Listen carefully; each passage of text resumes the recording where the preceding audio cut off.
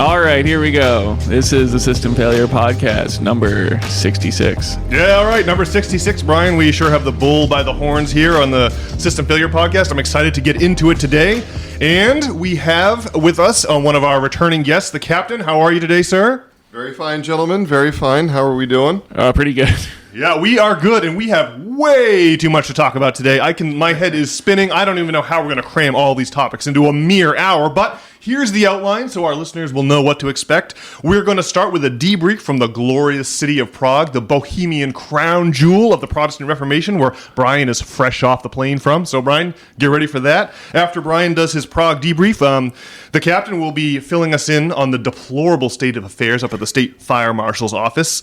And then, of course, we're going to talk about the front lines of the healthcare situation in America. That also will be a contribution from our good friend, the Captain. And after that, we'll dive into the recent assassination of that United Health Alliance CEO down on the streets of Manhattan last week, which that's really the news that the mainstream media is preoccupied with. And then finally, we're going to dive into aliens, the news that the mainstream media is oddly not preoccupied with, despite mass sightings all over the eastern seaboard of the United States and in Oregon and Washington just in the past couple days alone.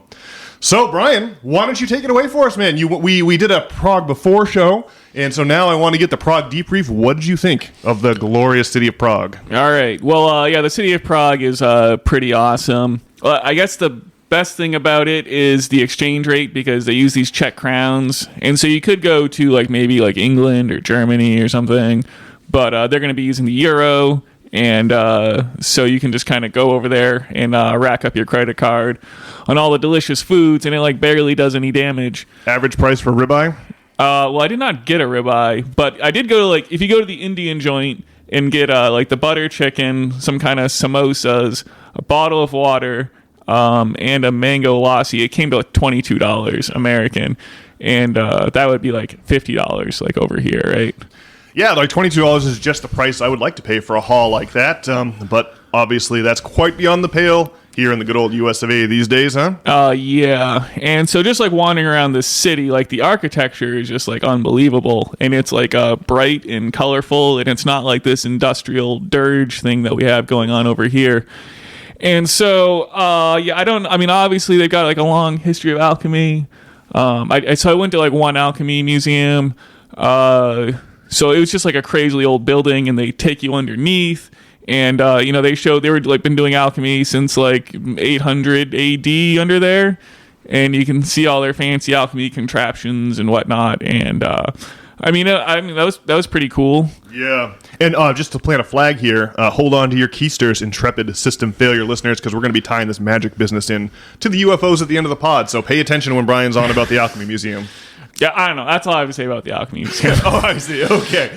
Well, did you sense that the vibe or the emotion or the emotional register, I guess I want to say, of the city was interesting or different? I mean, was there any magic still crackling in the air in Prague? That's how I felt, but I also could be putting myself on, I would say that going to Prague definitely shook my Etch-a-Sketch. So I don't know how to feel the magic in the air. Maybe. But going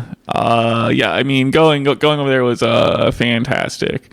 I don't know, I went to the Sex Machines Museum. Yes, yeah. I thought this was funny. Wait, hang on. To just see, they had this old timey self-flogging device here. You bend over and work these pins, and then there's this thing that slaps your ass, right? And it had this hilarious description. This strange device was used to flog oneself. The right needle was used to unlock the safety pin, which released a rod hand, which heavily pounded the ass of the connoisseur. Is this a Catholic thing or a Bohemian thing?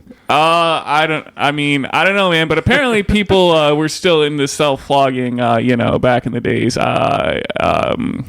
Well, we got to be aware that we are the descendants of the Calvinists, right? The Calvinist part of it. It's we have to remember it was Oliver Cromwell who chopped down the Christmas trees in England for being a pagan blasphemy, right? For the people the people who founded America were people for whom Oliver Cromwell's Church of England was not nearly conservative enough, right?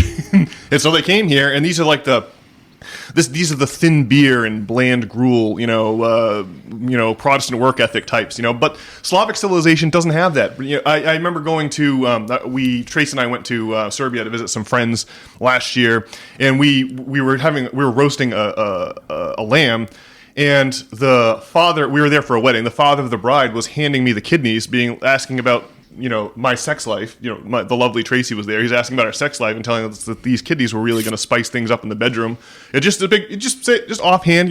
That's just not the sort of thing that someone that doesn't know you very well would say here in the Calvinist civilization where we have strange hang-ups about sex. So the Slavs have a little bit different outlook, probably a little healthier outlook according to my register, but I guess that's up to everyone's individual opinion. Well, sort of in that vein, I also went to, they do the saunas over there, right? Yeah. And so, men and women, young and old, they go into the saunas and get naked is how it works.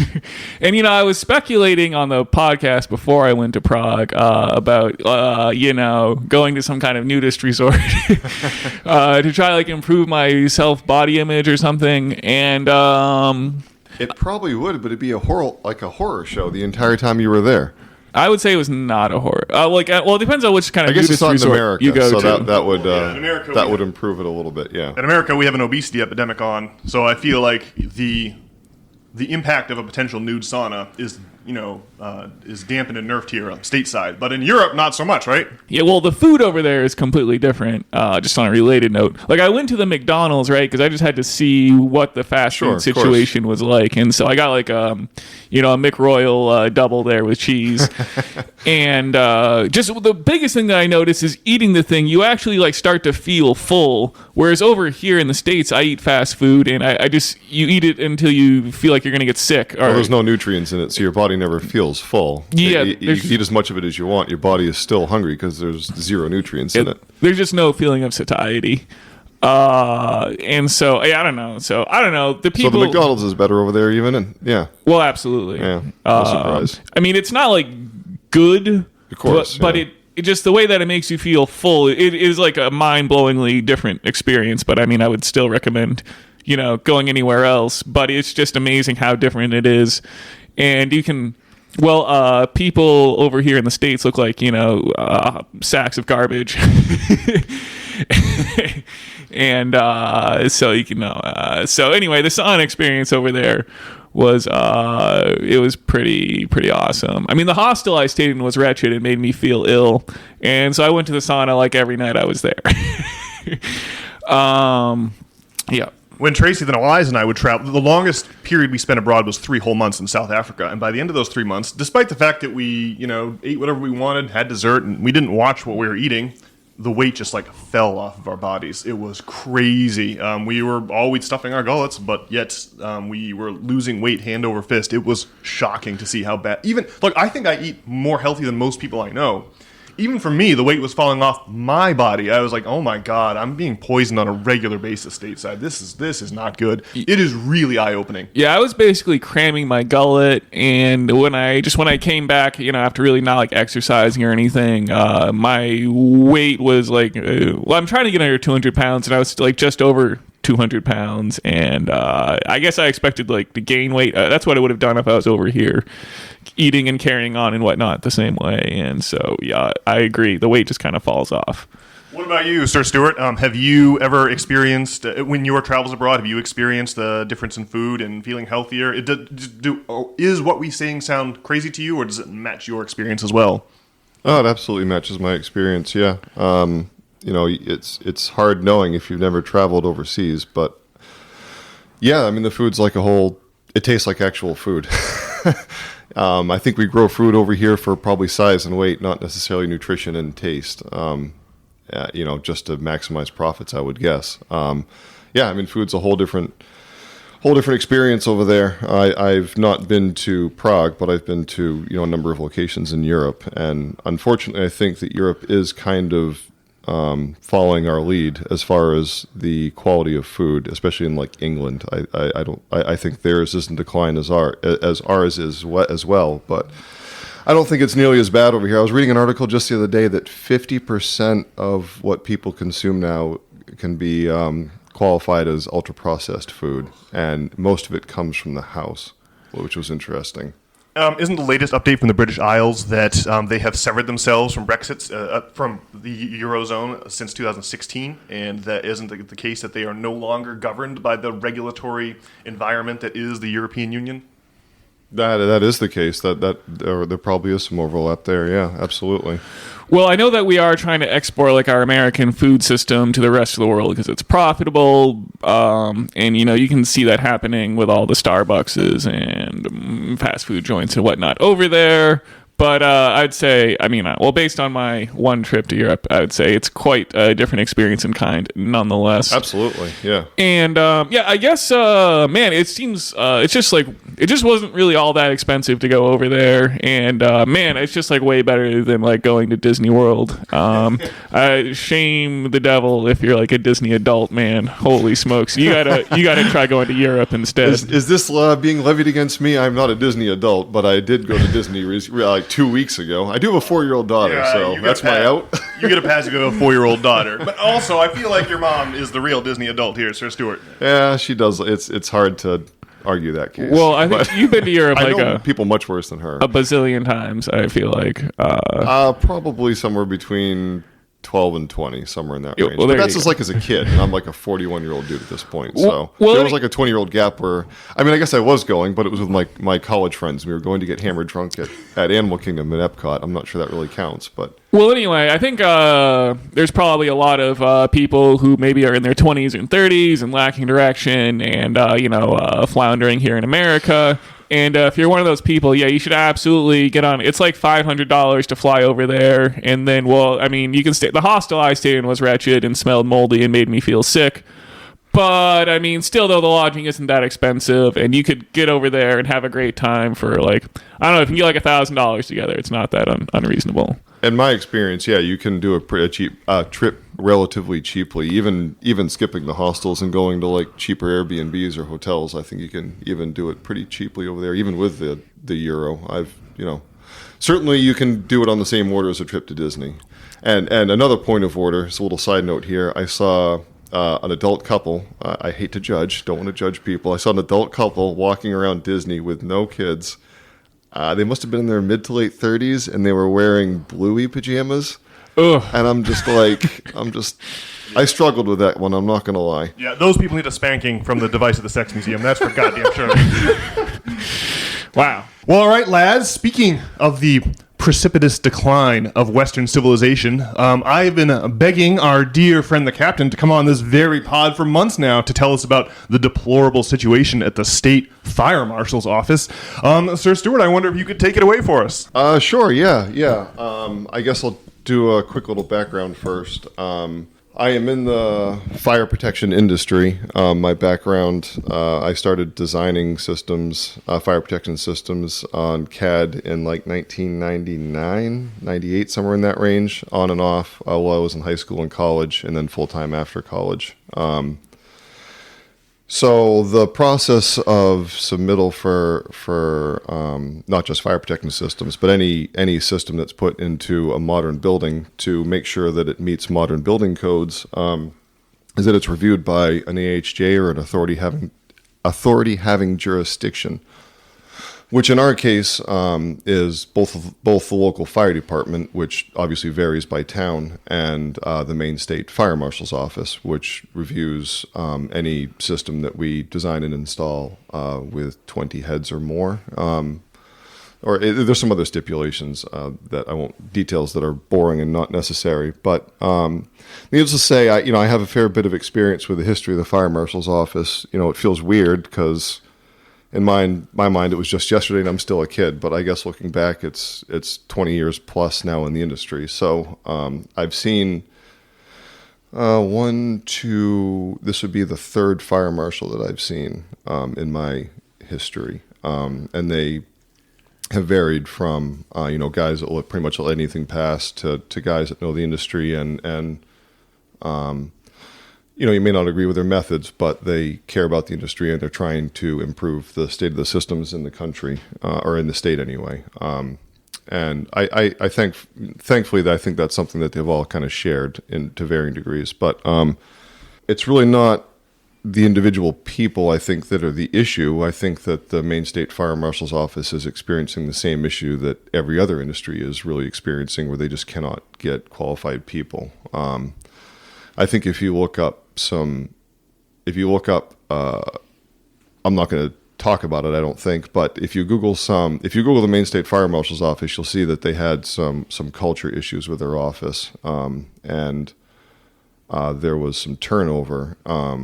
I don't really know the new people in the office very well. They have not been in there very long, so I don't have much experience with them. But their plans reviewer, I have no qualms about them individually. I think they do a good job, but there's just not that many of them. They had a lot of turnover in the office. The person that was reviewing the sprinkler systems, who had a dedicated job to do that's all that he did, retired about a year ago.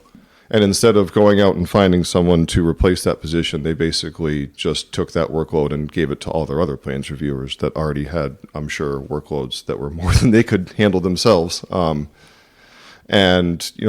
had the predictable outcome of increasing times of review for submittals.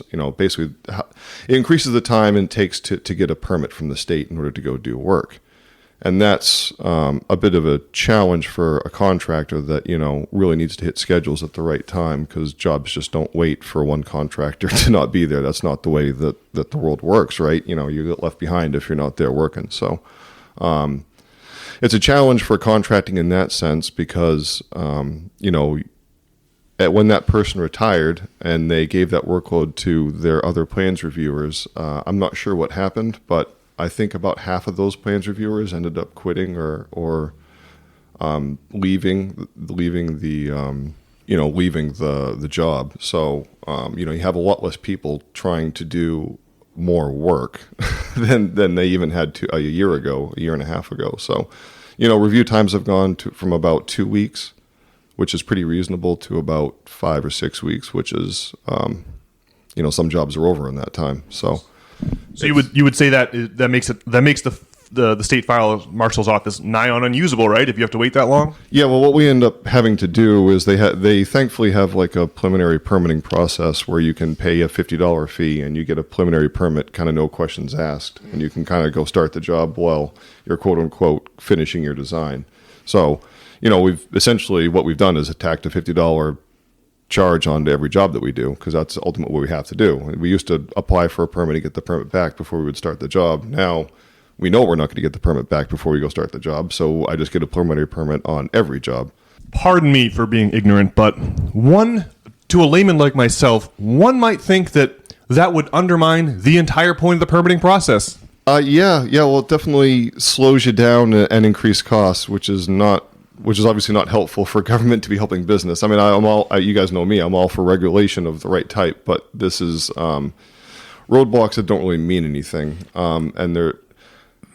It's compounded when certain cities won't even let you apply for a permit with the local authority until you have your permit from the state authority. So you're almost like required to break the law to do work in a certain sense. I mean, you have a preliminary permit with the state, but you don't with the local authority. So, there's kind of, no one really talks about it, I guess, because everyone understands what's going on. But, I don't see it getting better anytime soon. There was a lot of people that retired during the pandemic, I think, and now there is a lot more work to be done in certainly my industry and in every facet of my industry, from the field to the office personnel. And from what I can tell, it's every other industry is the exact same too. I mean, it seems like most people are trying to do the best they can with skeleton crews. And, if you have a good skeleton crew like we do, you're doing pretty well and holding your own even. Not to say we have a skeleton crew, but, we have less people than we have historically. So basically the point is that this whole permitting process about building, putting sprinklers in buildings, which, is sort of an important safety concern, is I think so. Is completely broken. But really this is just like a microcosm of sort of the state's ability to do what it's supposed to do, probably like in all kinds of other aspects, sort of what you're getting at here. Is that right? Yeah, absolutely. I have a lot of history in the fire industry. Obviously as a sprinkler designer and a contractor, but I was also a volunteer firefighter for 10 or 15 years. So I have that side of it too. I'm a bit of an admitted pyromaniac. Fire is a beautiful thing. Sure. But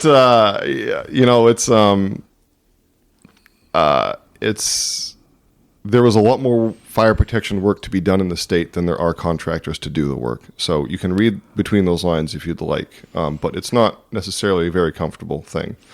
Yeah, so like, what do you think is? I mean, well, you're like, you know what you're doing, installing these sprinklers, and I guess I assume you just install them make them by the codes that you guys are familiar with. Yeah, I have a stack of codes that I look at behind me, and so what's gonna? I mean, yeah. So there's more sprinkler I'm qualified. jobs. I have certifications myself. Yeah. So there's more sprinkler jobs than can actually be done. So I mean, are other companies going to come in and just do like a poor job, or like what's going to happen? Well, that's a good question. Probably a couple things are going to happen and are happening. The first thing that happens when a company gets busy is you just start going up in your cost, right? Because if your demand is exceeding your supply, then you can raise your cost, right? That's the first thing that you do to try to stem the bleeding so much, so to speak, while remaining profitable, right? If you can only do so much work, you focus on the best work there is out there, right? And then the other work you kind of try to ignore. There's a lot of, and everything kind of just bumps down the ladder as far as priority, right? And what ends up happening is that the things on the bottom part of the ladder that are least profitable for a company to go do end up falling off the ladder. And I would say what that is specifically residential fire protection work, sprinkler systems going into houses, or more specifically being inspected or serviced that are already in houses. Because, by code, they're supposed to be inspected a certain number of years. And, if a head starts leaking in your house, you have to have someone show up that's qualified to know how to fix that. And I don't think I think there's a very high demand for that and not a lot of supply. So I think there's a lot of homeowners that are kind of being, for lack of a better word, screwed over, just because it's very hard work to make any money off of. There's very slim margins. So if you have to go back one trip or half a day for a trip, you've already blown your profit. You're already paying to go do that job. Whereas if you're on a commercial job, you're going to be on that job for multiple days, maybe multiple weeks. It's a much larger job. There's more consistency. You're not having to go set up your tools every morning, take your tools down every night. It's a lot easier to be profitable in those kind of projects than it is residential work, smaller hits, work that you can get done in a day or half a day or a quarter of a day. It's very hard to do that kind of work. How much of this, I can see that dysfunction that's going to cause an inflation in the prices of the provision Absolutely. Of fire protection and special hazards, special hazard equipment for your construction project. But how much of this is related to the dysfunction at the state fire marshal's office? Or when you first told me the story a couple months ago, and I was like, oh, you've got to come on the pod and share it with the system failure audience. To me, the story fit neatly into the nobody wants to work anymore phenomenon. It fit into that box. So many businesses are having trouble, staffing up, and to me, a good part of the reason for that is increase in all prices, but most particularly housing prices. The classical economists of the Industrial Revolution, they interpreted the Industrial Revolution as a revolt against the monarchy, the nobility whose ancestors had conquered land during the Middle Ages and who now were charging people rent to live on that land. Their ancestors now, hundreds of years later, charging people rent to live on that land. And the emerging factory owners of England looked at that as an extraction. They were like, well, the landlords can name their price, and then we, the factory owners, have to pay it because, and here's the crucial bit, if we, the employers, do not cover the housing costs of our employees, we will not be employers for long, right? Because no one's going to show up to work if showing up to work doesn't put a roof over your head. No one can show up to work if going to work doesn't put a roof over your head. You'll be homeless and in no position to be a regular employee for anyone. And so the old nobility was just able to name their price and extract and take away from the profits of the new rising capitalist class.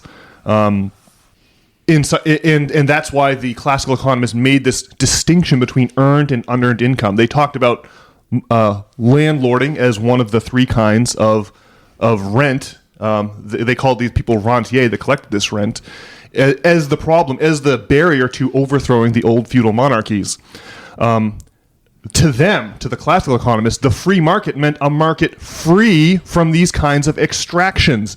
It did not mean a market free from government regulation. That is only a new thing we've added on top at the same time that we demolished the distinction between earned and unearned income. So to me, the economics here are to the fore. I just want to make sure you agree, Sir Stewart.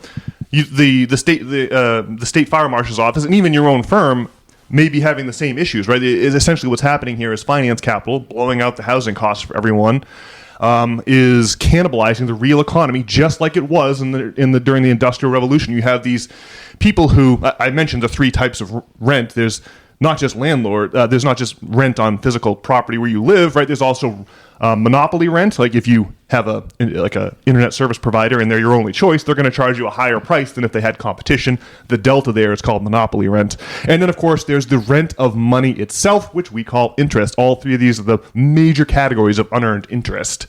So I wonder, Sir Stewart, do you more or less agree that is the dynamic behind this mounting dysfunction? And if you don't agree, I wonder specifically how. No, I that sums it up pretty nicely. You know, a lot of we were talking earlier that there's a lot of canaries in the coal mine, and seemingly they're all dead, which is not really a good sign to look out and see. But yeah, I mean that says it pretty succinctly. You know,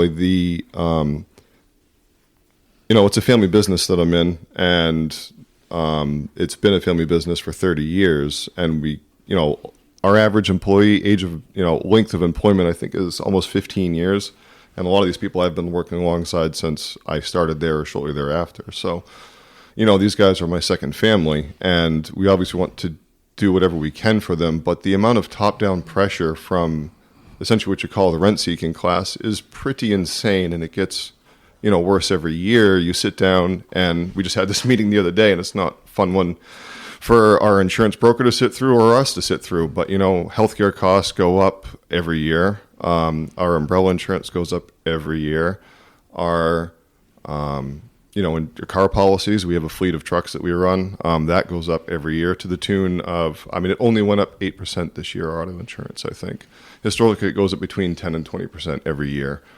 So that, like, the top-down pressure financially from that, we have to add that into our rate, and we also have to stay competitive, right? So it's like there's nowhere really left to go. So I think that big picture, that is happening, that costs of doing business basically extraction from the financial capital it has been increasing every year. I'm lucky enough to be involved in a business that was already going by the time I got involved in it, so I didn't have to overcome the momentum of starting a new business. I would not want to have to do that, but it's I think that excuse me, that sums it up perfectly, and that's not even talking about speculation, which we also saw. I think that the problem is that, but the pandemic was like a pretty big catalyst. It's like throwing a match into a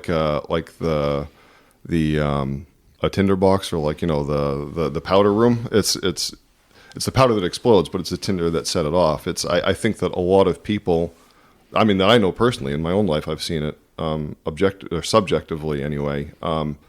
A lot of the either people at retirement age that were still working, or people very close to retirement age, at some point during let's call the 3 years of the pandemic, basically said peace.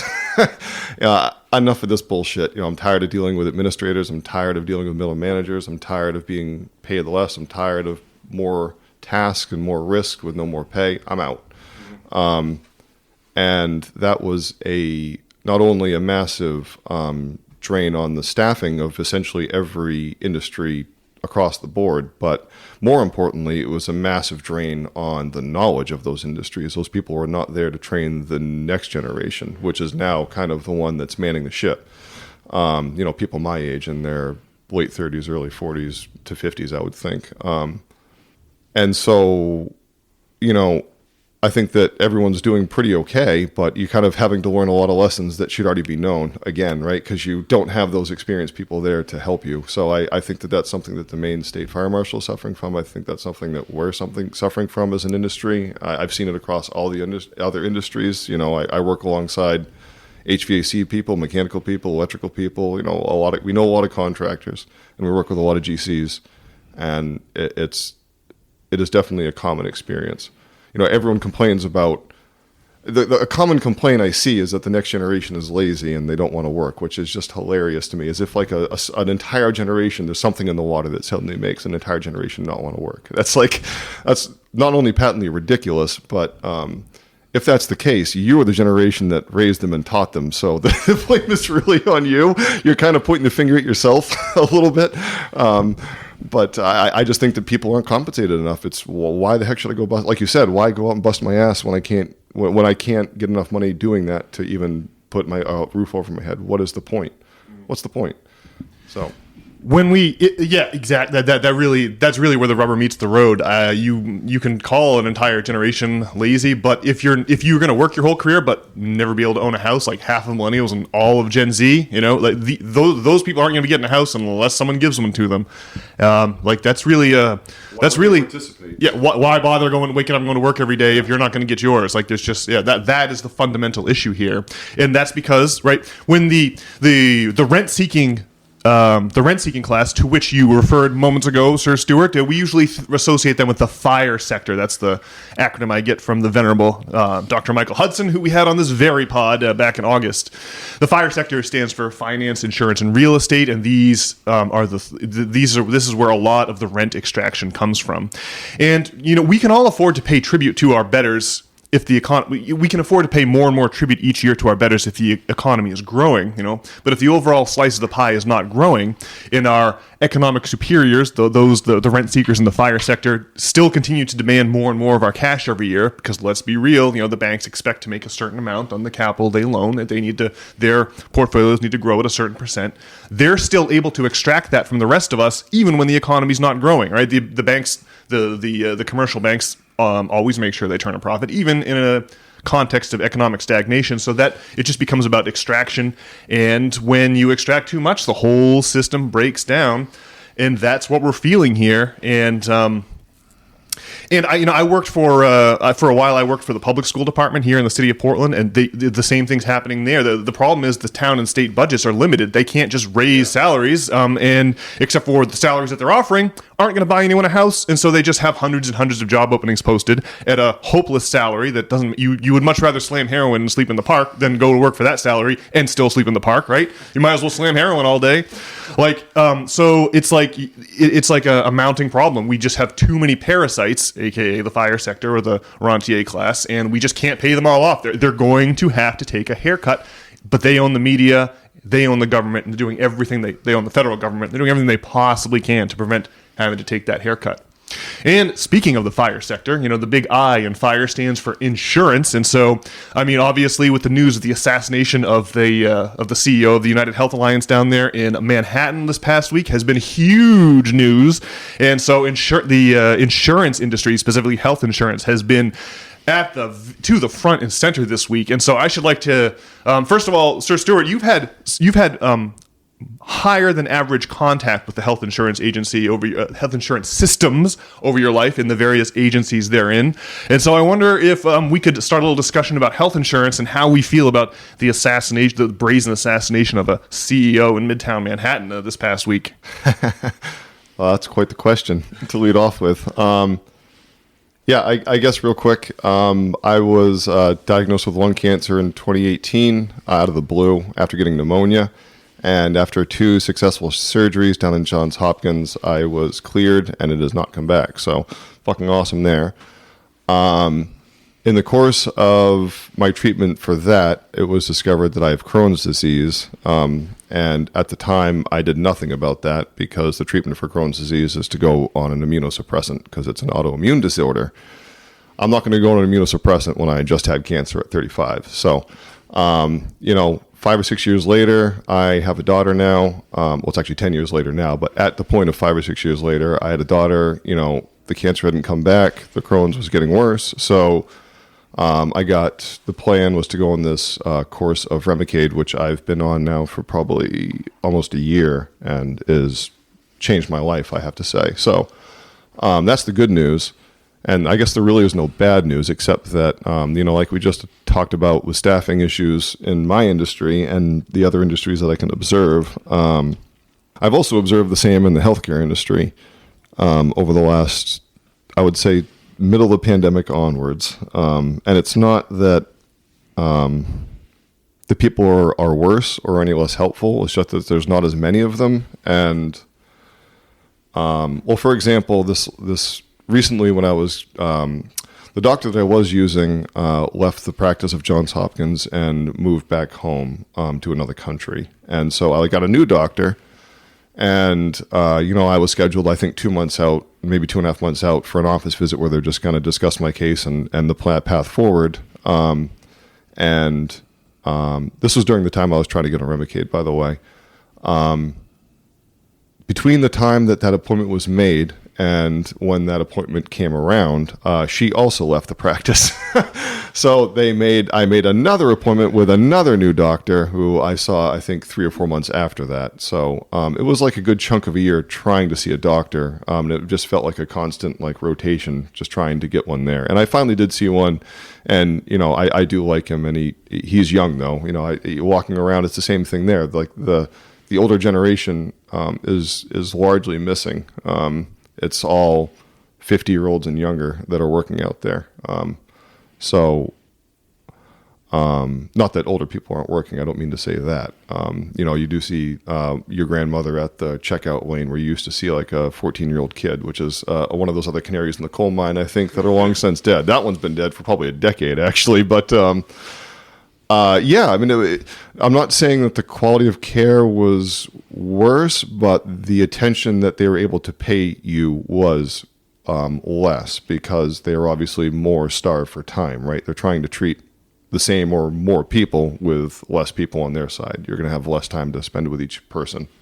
So I guess the quality of the care suffered in that sense, but it's the same experience I've had in my own industry. It's slipping. It's slipping. We're paying a lot more money and it's slipping, and it's not the people that are on the front lines, actually doing the work that are the problem, I don't think. They seem to be working as hard or harder than ever, and seemingly getting paid the less or the same. So, I don't know. I'm a follow the money guy, I guess. I think it's pretty easy to see what the problem is when you start following the money, but that's just my opinion. I think that story is, I've heard so many insurance company horror stories in the days since the assassination of that CEO. Was his name Brian Thompson, I think? So, he had some very ordinary name. Brian something or other. Brian Hamilton. I don't know. But the point is, we have these insurance companies that are extracting 50 cents for every healthcare dollar spent in providing no surgeries, prescribing no drugs, doing nothing besides shuffling a few papers, and somehow coming out with 50 cents of every healthcare dollar. And when you compare the amount spent per capita between the Canadians and Americans, you realize that the Canadians pay about 59% per capita. The last numbers I have are 2022. In 2022, Canadians paid about 59% of what Americans paid per capita for their healthcare system. It's pretty close to that 50 cents of every healthcare dollar you'll always hear Bernie Sanders and Elizabeth Warren banging on about when they're on their various campaign trails. We just have these people who are in position to extract wealth, right? They're rentiers, just like the classical economists so famously saw, right? These people are operating a toll booth, not making the roads more efficient. They're actually making the roads less efficient, right? The health insurance company, because we have health insurance as an intermediary between us and our healthcare, our outcomes are worse. The costs are more expensive. Nothing is optimized at all except for their profits, because that, of course, is what they're incentivized to optimize.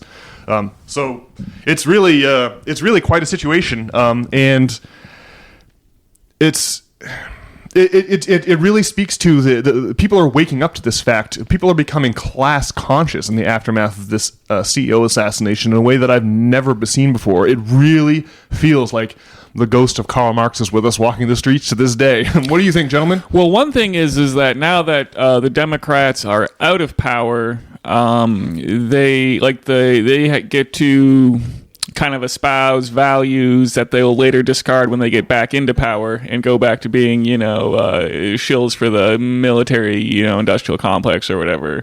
And I think that's one thing that's going on is the left is trying to regain footing. So it's really the assassination is happened at a very convenient time for that cause.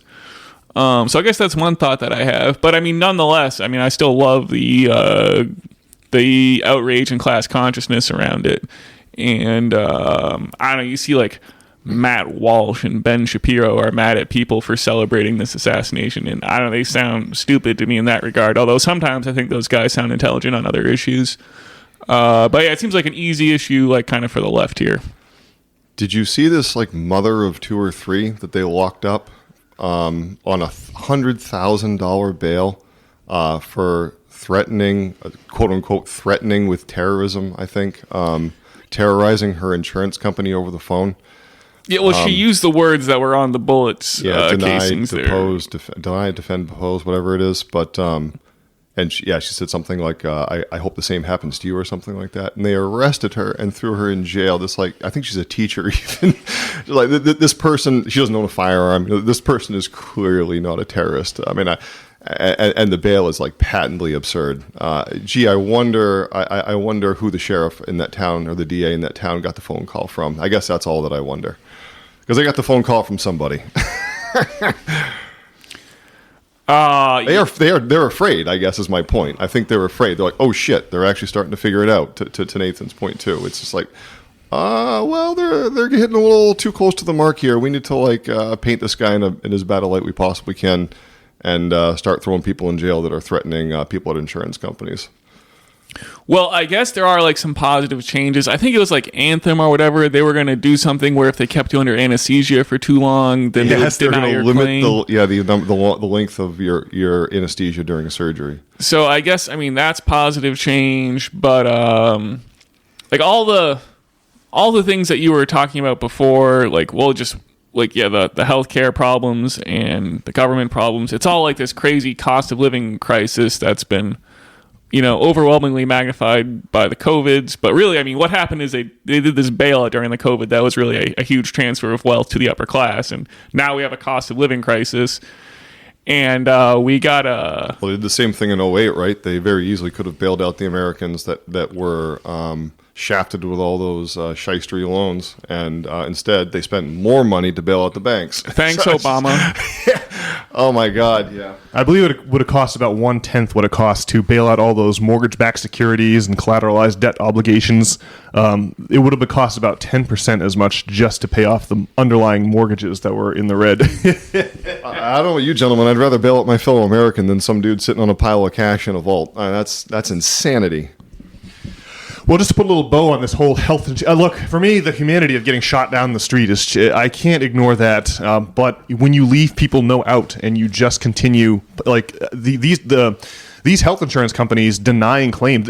United Health Alliance was in the practice of using AI to automatically deny claims. And their claims rate was, I think, something like twice their next biggest... To the roof, yeah. I will just...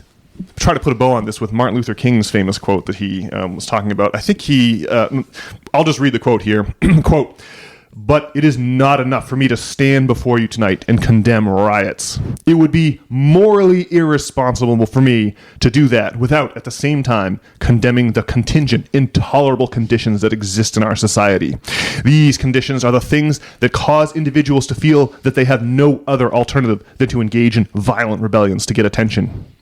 And I must say tonight that a riot is the language of the unheard. And what is it America has failed to hear? It has failed to hear the plight of the Negro poor has worsened over the last 12 or 15 years. It has failed to hear that the promises of freedom and justice have not been met. And it has failed to hear that large segments of white society are more concerned about tranquility and the status quo than about justice and humanity. And really, JFK said that same exact thing when he said those who make peaceful reform impossible make violent revolution inevitable. And I think that's what we're seeing in Midtown Manhattan this past week. Well, hopefully it's not just some kind of blip in the radar that we forget about, and that more positive things somehow happen out of all this, rather than, I don't know, brutal suppression. Wild times to be alive, eh, lads? And, oh, by the way, things are going to get even wilder because now we have to turn the attention to the lights in the sky. And the background to this, of course, everyone knows about the mass sightings going on over the state of New Jersey since Thanksgiving. Today is December the 14th, 2024. And since Thanksgiving of 2024, the sightings in New Jersey have been rampant. But I'm here to tell you that I myself had the experience of sitting in a barber's chair. I went to this black barbershop. It was like I was visiting the friends of Tracy the Wise down in New Jersey. The head was getting a little shaggy, so I went to the nearest barbershop, and it was a black barbershop, which I was like, maybe they do a good job.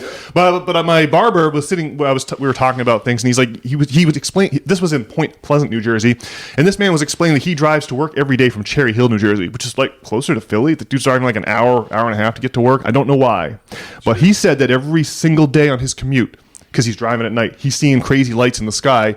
Then he whipped out his cell phone and showed me a whole series of disturbing videos that proved his point. This was in early September, I want to say. So I was seeing, this man was showing me crazy New Jersey lights in the sky in September, and now 2 months later we're getting this madness with mass sightings in New Jersey.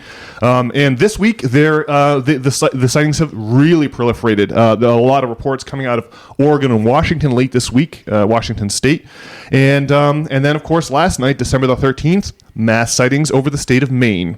Now, hilariously, I was texting last night with an old friend of mine who was wondering what I thought of the UFOs things and wondering if I had seen any UFOs. And I said, I haven't seen anything other than Elon Musk's Starlink satellites. Mm-hmm. And frankly, I'm feeling a little left out because I'd like to see some sightings here, and I'm just feeling a little, chopped liver, and I don't get to see any sightings. At the moment that I was typing that, if I had just gone outside and looked up, I surely would have seen a UFO. So that's my fault for not going out and looking up. And so I think what I'd now like to do is just read the Reddit comment that describes the activity that I could have seen last night. Someone posted a video of seeing they call them drones, seeing drones tonight in Maine. And Reddit user MSM Bicknell31 said, "Me too! I live in Cape Elizabeth. I could see them in the distance. They're pretty far away, so I couldn't capture them on video, but there are two flying, one above the other, right above the tree line. Looks to me like they're following the coastline, probably out by the Higgins Beach area." Well, gentlemen, I live at Higgins Beach, and I just can't believe I didn't go outside and have a look as Independence Day was starting just outside my window. But I want to get both of your opinions. I want you to weigh in. What do you think is the most likely scenario here? Is this classified military technology? Are these private drones by some commercial entity? Is it a massive ruse or psyop? Or have we really been visited? Like, what's the theory here?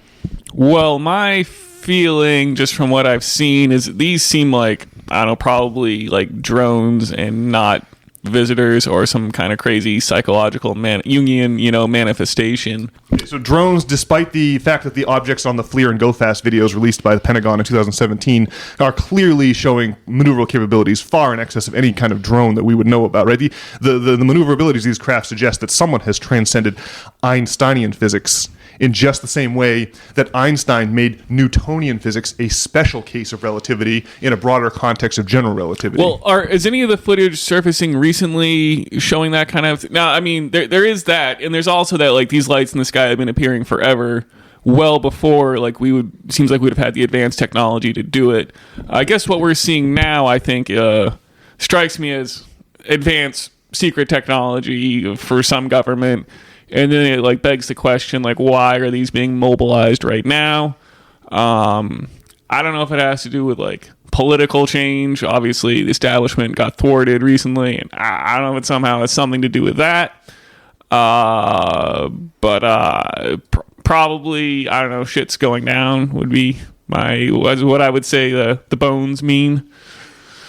Can you be more specific about shit's going down? You think that is there any possibility we're actually being visited? Well, I don't think it's that. I think it's just government technology of some kind, just advanced technology. But I mean, if the lights in the sky are doing something that transcends, I don't know how. Like what I saw on Reddit, it didn't seem like anything was happening that like transcended, Einsteinian physics. Okay, well, Sir Stuart, I wonder what your opinion on these things are. Again, this is just all going to be futile speculation because none of us have any idea. But you guys are pretty smart guys. So I value your speculation. Please give it to us. Yeah, I guess I'd have to say I really don't know. But I would speculate, looking at the few videos that I've seen. I haven't seen too many videos of the recent sightings, but it does seem like they're more drone-like. They're more slower moving with the kind of lights that you would associate with some kind of drone. As far as we're kind of into military tech, Nathan. At least you and I. I can't speak for you, Brian, but I had a lot of military aircraft posted on my wall as a kid, and we went to an aeronautical school. The most advanced aircraft that I can think of is either the F-22 or the F-35, right? And both of those were like designed in the 70s and 80s. They're like very, very old. So obviously the military has tech that, or at least divisions of the military have tech that are well beyond our understood capabilities. Now, the videos that I've seen recently seem like they're within the realm of possibility of the kind of propulsion systems that I know of. But to your point, Nathan, the videos that I've also seen of, that the Pentagon has released or otherwise, that does not apply there. Those are clearly, like you say, that I would know of no way, knowing of any propulsion system that I know of, that those aircraft could behave like that. If they are aircraft, who knows what they are? Whether they're... I don't really vibe with the traditional explanation of like some alien or group of aliens and like a UFO flying all the way across the vast stars to get to here, just because my limited understanding of my monkey brain has of the vastness of the stars. It just... there would have to be something else going on to explain someone getting here, I think. They would have to be able to warp time or be able to manipulate dimensions to make the distance not that far. Or maybe distance is meaningless. Their tech makes distance meaningless or time meaningless, or they have the ability to manipulate those things. Because using our knowledge due to my with my limited understanding of physics, there would be no way that a craft would just travel across the stars to get here. It would take time beyond reason. So, Stuart, if you you kind of live in the woods of Maine, and if there were any drones in the sky above your residence, you have a pretty good view of them. Will you be discharging any firearms at them? Well, I guess that depends on what it looks like. I see plenty of planes flying over on their way to and fro Europe, doing the jet setting there. I see Life Flight the helicopter flies over my house, directly over my house, every few days, which is kind of a sad thought. But I think they're going between the Auburn Airport or the Auburn Hospital in Portland. And you don't discharge any firearms? I wave to them, actually. I wave to those guys. Yeah. No, I'm sure they can't. Maybe sometimes they can. But I wave to those guys. I see random other small general aircraft flying around. I personally have a small DJI drone that I fly around. Come get me, I'll strap a grenade to it. I'm kidding, FBI. I don't have any grenades. But no, I don't think I've ever seen anything else flying around my house. I've seen satellites go overhead, the Starlink chain, the chain of Starlink. I've seen, other, meteoroids or burning up in the atmosphere, shooting stars, stuff like that. Other satellites, not Starlink, but I don't think I've ever seen anything besides that. And I've looked. I have to say, though, we're going to get up to some activities later tonight, as far as I'm aware. And I have not told you either one of this news, but my plan is to bring my 8-inch Dobsonian telescope. And maybe we can see, if we do see some shit in the sky, we'll be able to see a little bit closer than we otherwise would be able to see it. I just assume it's your guys' last night on Earth. Well, then we're going to make it one hell of a night then, aren't we? I make that assumption virtually each and every night, but this one will be special. You're right, Brian. Well, gentlemen, I do feel that these, I think that these are parts of explanation. The idea that it's classified military technology, that's the first place my mind goes to. But all these explanations are like a blanket. They're just a little too short. They cover most of the bed, but they still leave a foot exposed or a shoulder exposed. And no matter how much you stretch it and try to tug at it, right? Okay, classified military tech. Okay, it appears to have capabilities that defy our current understanding of physics. All right. Well, and then also this is happening in other countries around the world. Russia, China, they're having their sightings too. It just doesn't seem like it's any one nation state based just on that. Maybe it is, and this is all a ruse, but you would think that our federal government would say something other than nothing, right? I think our government has been using the lights in the sky to cover for classified military tech for the better part of a half century, 60, 70 years, since 1944, since Roswell. They've been using these UFO sightings to explain away or to divert curiosity from there, or to as a strategy so that people don't work to uncover these classified military programs. Okay, well, so I definitely think that the lights in the sky are actually happening, but I also think simultaneously those lights in the sky have been used by the feds. They don't want to admit that the situation is out of their control, right? They are an authority. They don't want to come out and have a press conference and say, yeah, this situation is completely out of our control. Sorry, people, right? That's not something that they're free to do. And so they have to, and then other factions within the government use these lights in the sky as a way to cover for their clandestine testing of new technology. So I think all that is definitely going on. But I promised y'all we would return to magic for the end of the podcast, and this is where I have to start bringing up magic in terms of dimensionality. I think you mentioned dimensions earlier, Sir Stuart. I think you were right over the target. Like if you were a, I'm going to use 2 and 3. I'm going to use terminology 3-dimensional and 2-dimensional here, and I just want a little point of order. When I say 3D reality, I mean the matrix we live in, right? And it's really 4 dimensions. There's length, width, and depth, but also time, the seconds on there's the length, width, and depth that you measure with the rulers and the protractors, and then you've got the stopwatch for that 4th dimension. But I'm still going to call that 3-dimensional. And when I talk about Mr. Flatland from Carl Sagan's Cosmos program, that Mr. Flatlander lives in a 2-dimensional reality. It has no depth, it has length and width, and it has the stopwatch, right? So there's really 3 dimensions, but I'm going to call it 2 dimensions. So please, intrepid system failure listeners, don't get it twisted. By 3D, I really mean 4D. And by 2D, I really mean 3D, but I'm still going to say 3D and 2D just because, with reference to the spatial dimensions only.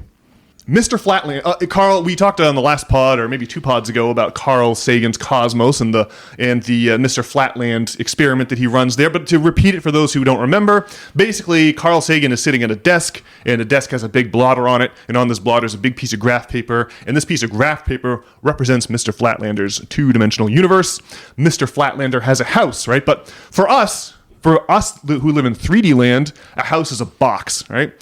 But for Mr. Flatlander, a house is a square, right? A square is the 2-dimensional version of a cube. And Mr. Flatlander's house, it just looks like, the walls have thickness, right? And it looks like a cube, and there's a door you can open, that looks like a line with some thickness, a door you can open, and Mr. Flatlander, who in Carl Sagan's Cosmos is represented by a cluster of 4 squares, arranged in a little square, he can go in and out of his house, right? How does that relate to magic? Well, just imagine if Mr. Flatlander had a safe in his house with all of his money in it, right? Now, he has put this safe in the safe also is a box. It's a smaller box inside, a larger box. And to Mr. Flatlander, once he closes the door and locks that safe, there's no way anyone in 2D land can get at that money without the combination. Maybe they're a master safe cracker or something. But for us, 3-dimensional beings, we can see what's inside Mr. Flatlander's vault or safe without we can just see it from our vantage point, our 3-dimensional vantage point. And what's worse, we could reach in and just take his money, and it would just, to Mr. Flatlander, it would be, if he was looking in his safe at the time that you stole it, it would just look like it vanished, But we can, because we have depth, where Mr. Flatlander has only length and width, and because we have length, width, and depth, we can use that depth as a platform to reach and just take his money and just pull it out of the two, and to him, like I say, it would just vanish from view. The point here is that when you hear those weird stories, people who have to admit that they saw a UFO will sometimes say things like, yeah, I don't know what to tell you. I don't love admitting this, but the thing came right out of the solid brick wall. Or weird stories like that. It came out of these trees. I don't know. It's like that, like a higher dimensional phenomenon as it appears in a lower dimension really looks mad. It really looks strange, right? This is what I think gets at the core of magic. It's dimensionality. And if we're being visited by these by entities who exist on a higher dimensional plane and have the same relationship to us that our 3D cells have to Mr. Flatlander in Carl Sagan's 2D experiment, then I think that explains everything. It's just a theory, right? I got no real evidence, but it's just a theory. And furthermore, if we consider space and time to be related dimensions, Einstein called them one thing, space-time, right? I always make the point, I can tell you that it's 2 hours to Boston, or I can tell you it's 150 miles to Boston. And these are two ways of conveying the exact same piece of dimensional information, just one measures with a stopwatch and one measures with a ruler.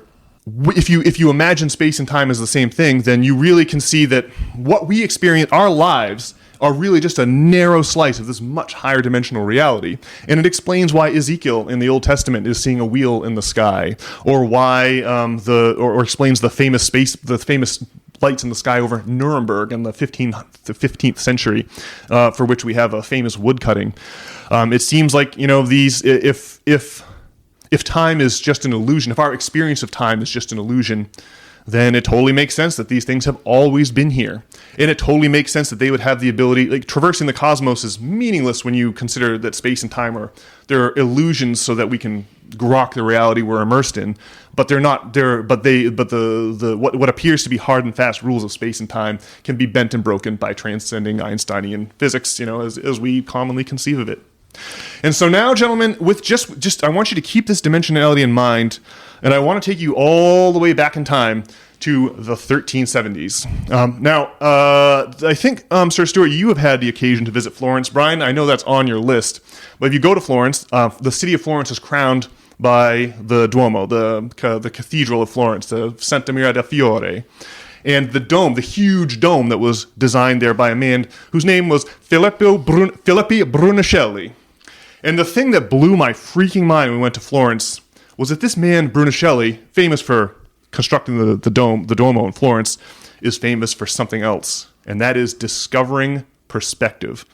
Filippo Brunelleschi discovered in the late 1300s that objects appear to vanish against one or two vanishing points on the horizon, right? In the art world, we call this 1 or 2 point perspective.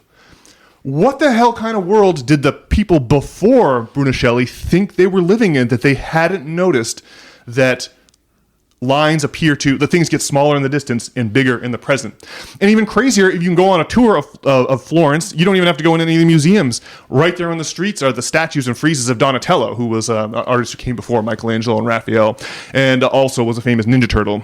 And Donatello, you can see his friezes. We had Costanza, our tour guide, pointing out to us. You can see in Donatello's earlier work, there's no perspective. In his later work, perspective suddenly his friezes are popping because Brunelleschi has discovered perspective, and now you can make things appear to be three-dimensional, right? So you really, what is the context of the Italian Renaissance? Why was all this stuff happening in Florence? It was because the reality projected by the authority, the Vatican, was in a state of collapse, right? This all came about in the decades after the Black Death. And the Black Death caused such a worker shortage that peasants began realizing they could play one feudal lord off against another in a bidding war for their labor, right? All these fields are lying fallow. Someone's got to farm them, and they could get a lot more money. They could extract more. They finally had the nobility over a barrel, and they could demand. People started renting out their labor to the highest bidder, and they stopped swearing fealty to a particular feudal lord, as was the custom during the Middle Ages, right? So the capitalist system we live in has its origins after the Black Death. Other things happened, of course, to bring about the eventual Industrial Revolution, but this reevaluation of what kind of matrix people are living in, this reevaluation of dimensionality occurred in the face of a collapse of authority and mounting economic dysfunction. And that's the parallel I wish to draw with what's happening today. I think we're going to totally revise our conception of the 3D matrix we're living in, because and I've got a great quote from Karl Marx about this, because the authorities not only project economic power, they also project a conception of reality. And when their economic power crumbles, so too does that conception. People start noticing that emperor maybe doesn't have any clothes on, and before you know it, everyone is questioning everything. Now, in Europe, this unleashed a whole fascination with magic that swept the continent and ended with the Spanish Inquisition and I would say, the perversion of the magical revolution into the authoritative science we're stuck with today. But I do want to read this quote from Herr Marx that really sums it up, and then I'd love to get you all's reaction. And here is that quote. The ideas of the ruling class are in every epoch the ruling ideas, i.e., the class, which is the ruling material force of society, is at the same time its ruling intellectual force. And that's from Karl Marx, 1845, The German Ideology. I think that's what's going on here.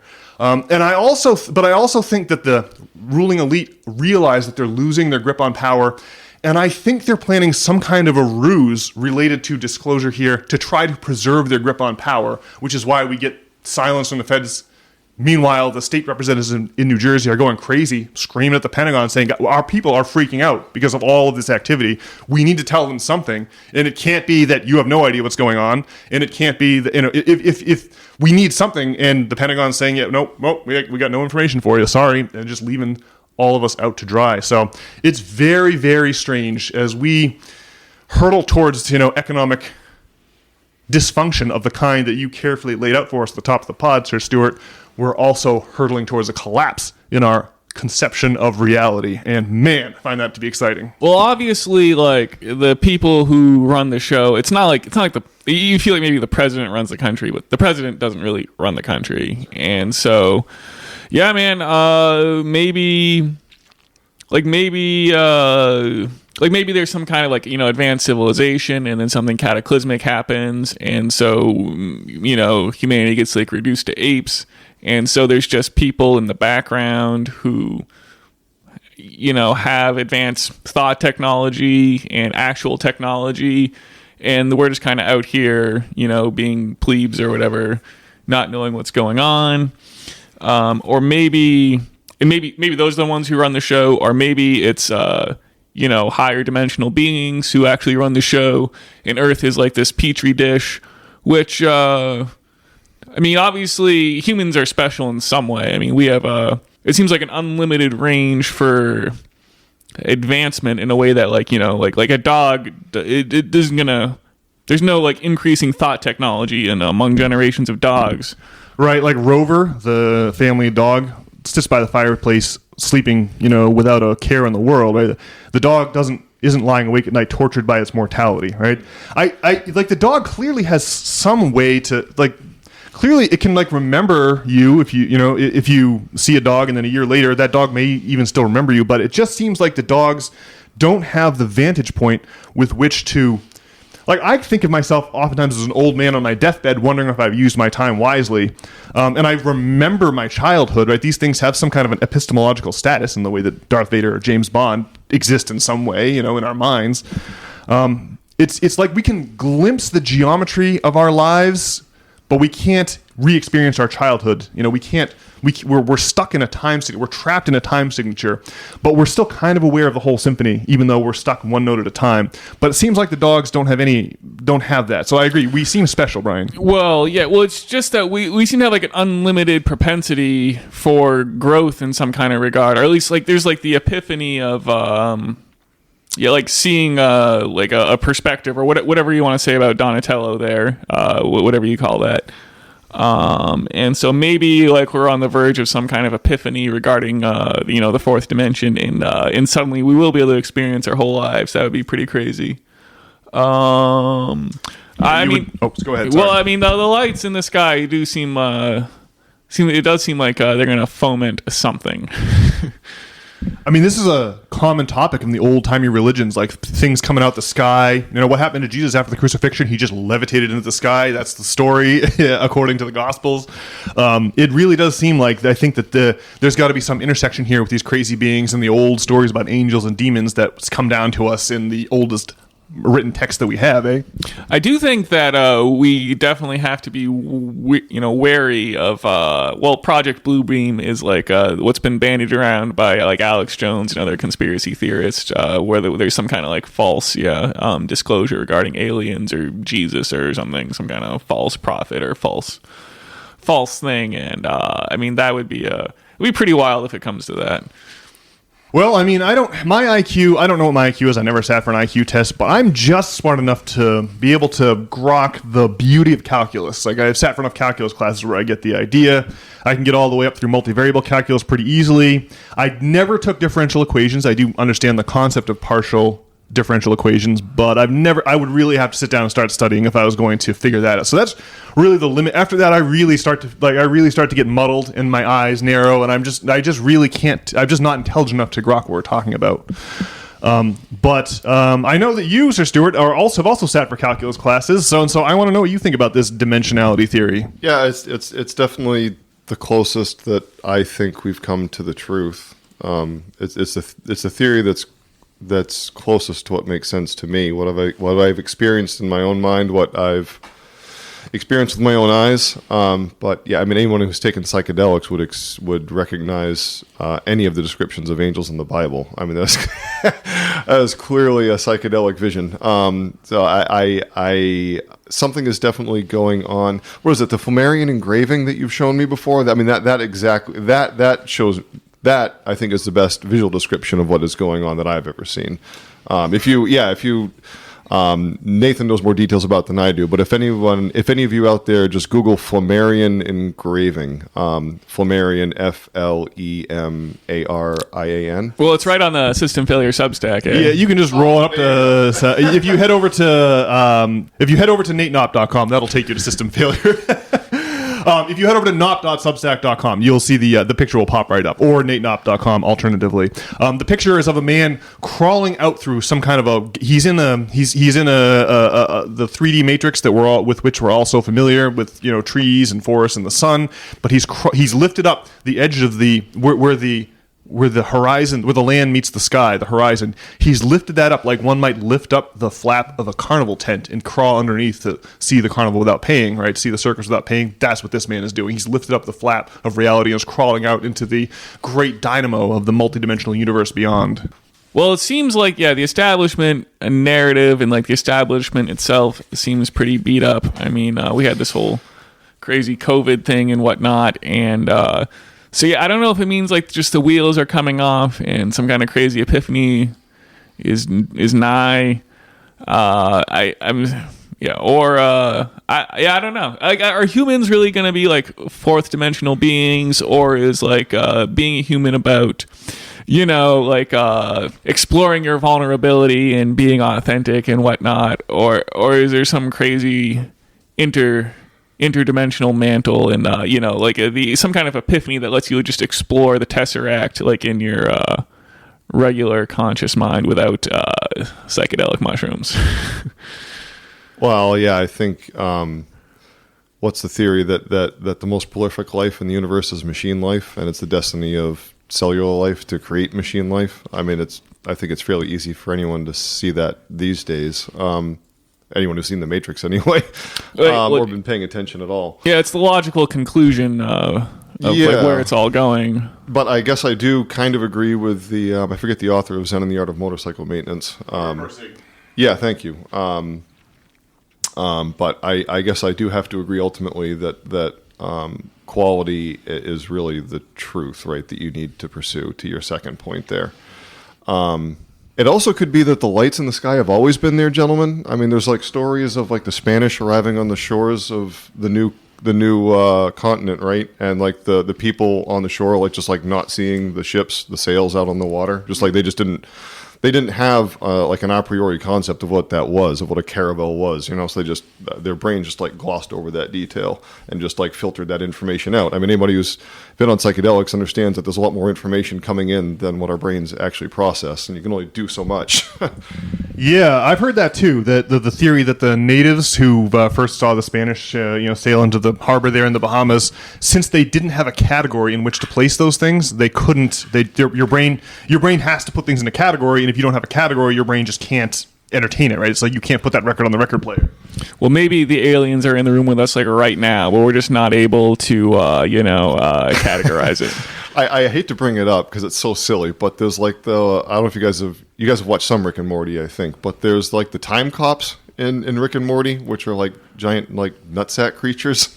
Apologies, but it's really, for lack of a better word. But they basically just like whenever Eli does like something that is like against time, quote unquote time code, they basically just suddenly appear, basically zoom like from left side of the screen, and they zoom off to the right side of the screen. They're basically here and gone. Like I thought of that earlier when you said people have eyewitness accounts of like objects appearing like out of walls and things like that, just like suddenly appearing in front of you and leaving. That's exactly how they show up in the show. Just there, they beat the crap out of you for like disobeying time law, tell you never break time law again, and then zoop, they're gone. They're not there anymore. Cool. Yeah. Well. Rick and Morty, some classic sci-fi. Yeah. All right. Well, I suppose we'll leave it there and give our faithful audience's ears a rest for now. But if you want to hear, if you want to read essays about this or many other exciting topics, you can sign on to nop.substack.com. And when you're there, you can enter in your email address and sign up to receive these essays every single Monday in your email inbox. And that way, you can be assured of never missing any. And furthermore, we invite you all out there to send us an email at nop@substack.com and let us know what you think of these crackpot alien theories. You got a better one? Let us know. We should be delighted to read it on the air. And with that, folks, we'll bid you all adieu. We hope to see you back here next week for another exciting episode of the System Failure Podcast. All right. We'll see you, folks. See ya.